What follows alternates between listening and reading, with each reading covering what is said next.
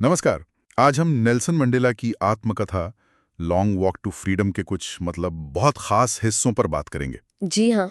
खास तौर पर दक्षिण अफ्रीका के पहले अश्वेत राष्ट्रपति के तौर पर उनका शपथ ग्रहण और आजादी पर उनकी जो सोच थी उस पर। बिल्कुल, ये वो पल थे जिसने इतिहास बदल दिया। वही।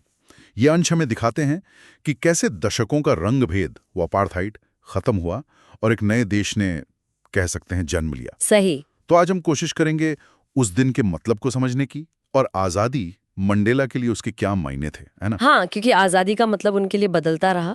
चलिए शुरू करते हैं। तो तारीख थी 10 मई 1994। जगह थी प्रिटोरिया में यूनियन बिल्डिंग्स का एम्फी थिएटर। वही यूनियन बिल्डिंग्स जो दशकों तक श्वेत ताकत का वर्चस्व का प्रतीक रही। बिल्कुल। पर उस दिन वो जगह एक ऐतिहासिक नजारे की गवाह बन रही थी। दुनिया भर से लोग आए थे। हाँ, लगभग 140 से ज्यादा देशों के बड़े बड़े नेता, गणमान्य लोग सब मौजूद थे। इसी को कहा गया था इंद्रधनुषी जमावड़ा, है ना? अलग अलग रंग और देशों का संगम। हाँ, पर इसमें एक और गहरी बात है। ये इंद्रधनुषी जमावड़ा सिर्फ अलग अलग देशों के लिए नहीं था। अच्छा। असल में ये दक्षिण अफ्रीका के अपने अलग अलग समुदायों के एक साथ आने का भी प्रतीक था। मतलब एक ऐसा देश बनाने का सपना जहां नस्ल का कोई भेद न हो। ये बहुत महत्वपूर्ण बात है। और सोचिए, उसी जगह पर जहां पहले श्वेत वर्चस्व की नीतियां बनती थीं, अब एक अश्वेत राष्ट्रपति शपथ ले रहे थे।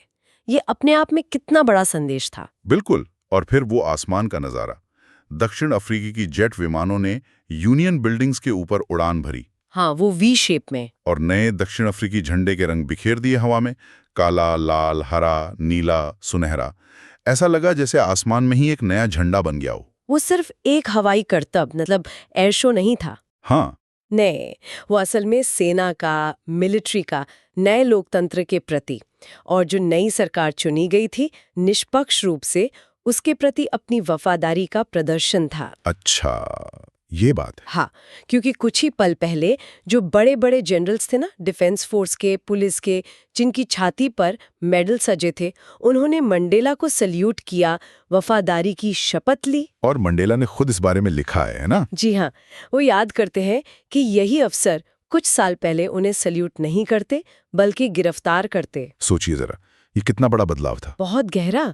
और उसी दिन एक और खास चीज हुई। 2 राष्ट्रगान गाए गए। एक श्वेतों का पुराना डाइस्तेम और दूसरा अश्वेतों का निकोसे सिकेलेलो अफ्रीका। हालांकि उस वक्त शायद किसी को दूसरे के गान के बोल ठीक से पता नहीं थे। हाँ, शायद नहीं, लेकिन मंडेला को भरोसा था कि जल्दी सब एक दूसरे के गान को दिल से जान जाएंगे। ये एक तरह से सुलह का प्रतीक था। बिल्कुल, सुलह का एक बहुत ही शक्तिशाली प्रतीक। और इसी भावना को मंडेला ने अपने भाषण में भी उठाया। जी। उन्होंने इस मौके को एक असाधारण मानवीय आपदा यानी रंगभेद उसके खत्म होने के बाद एक शानदार मानवीय उपलब्धि बताया। क्या खूब कहा था। और उन्होंने हिम्मत और आजादी पर भी बात की।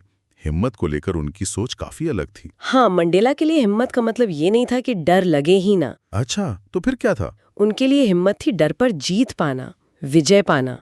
और ये बात उन्होंने अपने उन साथियों से सीखी थी जिन्होंने भयानक अकल्पनीय तकलीफें सही, लेकिन वो टूटे नहीं, वो झुके नहीं। उनका ये मानना था कि लोगों को नफरत करना सिखाया जाता है, ये पैदाइशी नहीं होती। ये बहुत गहरी बात है। और अगर लोग नफरत करना सीख सकते हैं तो फिर उन्हें प्यार करना भी सिखाया जा सकता है, क्योंकि प्यार वो इंसान के दिल के ज्यादा करीब है, ज्यादा स्वाभाविक है। और उन्होंने शायद इसका अनुभव भी किया था। हाँ, उन्होंने लिखा है कि जेल के सबसे मुश्किल, सबसे अंधेरे दिनों में भी कभी-कभी गार्ड्स में उन्हें इंसानियत की एक झलक दिख जाती थी। उससे उनका ये यकीन मजबूत हुआ। वाह। अच्छा, और आजादी के बारे में उनकी समझ वो कैसे बदली वक्त के साथ, बचपन की आजादी से लेकर सबकी आजादी तक? हाँ, बिल्कुल। वो बताते हैं कि बचपन में आजादी का मतलब क्या था। खेतों में दौड़ना, नदी में तैरना, रात को बाहर तारों के नीचे खाना पकाना, ये थी बचपन की आजादी। बिल्कुल मुक्त, है ना? हाँ, फिर जब वो थोड़े बड़े हुए, छात्र बने, तो आजादी का मतलब बदल गया। अब वो चाहते थे कि रात को बाहर रह सकें, अपनी पसंद की चीजें पढ़ सकें, जहां मर्जी हो जा सकें। इसे वो क्षणिक स्वतंत्रता कहते हैं, मतलब पल भर की आजादियां जो सिर्फ अपनी थी। हाँ, व्यक्तिगत। हाँ, लेकिन धीरे धीरे उन्हें एहसास हुआ कि सिर्फ उनकी ही नहीं बल्कि उनके जैसे दिखने वाले उनके समुदाय के सभी लोगों की आज़ादी छीनी हुई है, कम कर दी गई है। और यहीं से बदलाव आया। बिल्कुल, यही वो एहसास था जब उनकी अपनी व्यक्तिगत आज़ादी की जो भूख थी, वो उनके लोगों की, पूरे समुदाय की आज़ादी की एक बहुत बड़ी भूख में बदल गई। और इसी वजह से वो राजनीति में आए, अफ्रीकन नेशनल कांग्रेस में शामिल हुए। जी हाँ, और उन्होंने ये भी महसूस किया कि रंगभेद वाले दक्षिण अफ्रीका में एक अश्वेत व्यक्ति के लिए अपनी दोहरी जिम्मेदारियां निभाना नामुमकिन था। दोहरी जिम्मेदारियां मतलब एक जिम्मेदारी अपने परिवार के प्रति, बच्चों के प्रति, पत्नी के प्रति, और दूसरी जिम्मेदारी अपने लोगों, अपने समुदाय, अपने देश के प्रति। रंगभेद के माहौल में इन दोनों को एक साथ निभाना असंभव था।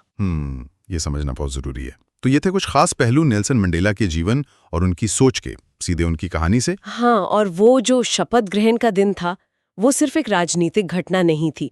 वो असल में इंसानी जज्बे की, सहने की शक्ति की और उम्मीद की जीत थी। बिल्कुल सही कहा। और आज़ादी के बारे में उनकी जो सोच बदली, वो हमें याद दिलाती है कि अपनी निजी आज़ादी और सबकी आज़ादी ये कितनी गहराई से जुड़ी हुई है। शायद एक के बिना दूसरी अधूरी है। हाँ, कह सकते हैं।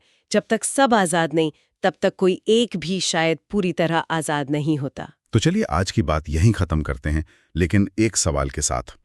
मंडेला के लिए आज़ादी सिर्फ जंजीरों का टूटना नहीं था। नहीं, बिल्कुल नहीं। तो क्या सच्ची आज़ादी, जैसा उनकी बातों से लगता भी है, गरीबी से, अभाव से, दुख से और हर तरह के भेदभाव से भी मुक्ति पाना है? ये सोचने वाली बात है। इसमें जरूर सोचिएगा।